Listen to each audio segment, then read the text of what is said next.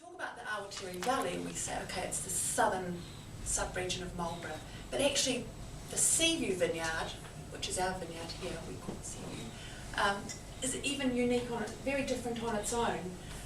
Being so close to the coast, we get a lot of wind, also quite a bit cooler, and quite a high mineral content in the soils as well. So I kind of think of it as its own little sub-region with really unique microclimates within it.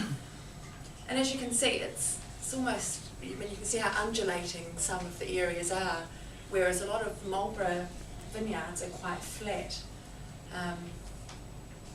Basically, what you can see there is a collection of about 200 blocks.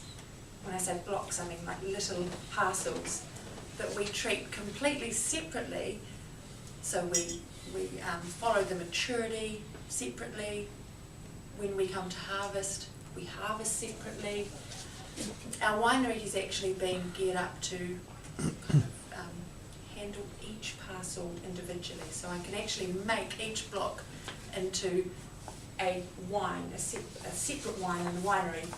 And in the past, I've always kind of kept everything separate through fermentation, tasted everything. So after fermentation, I could have up to, say, 90 tanks of Sauvignon Blanc.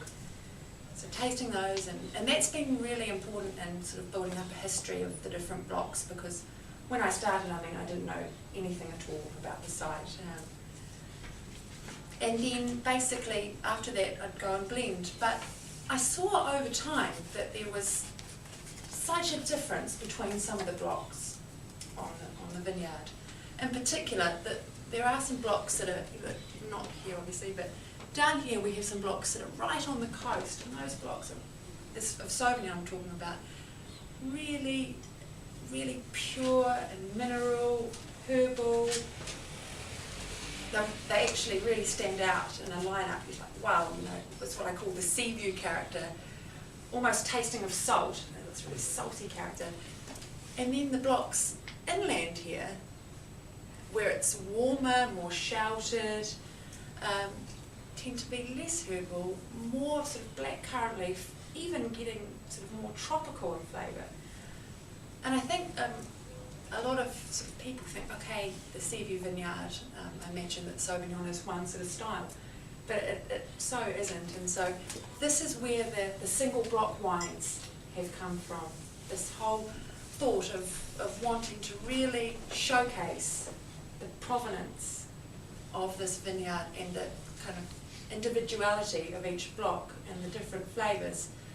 It's something that I've wanted to do for a few years, and finally in 2012 we were able to do. So instead of sort of blending everything, I was able to keep some blocks separate and bottle them separately. And it's, I think, really great way to sort of showcase what this site can do and really sort of build more layers into the whole Sauvignon.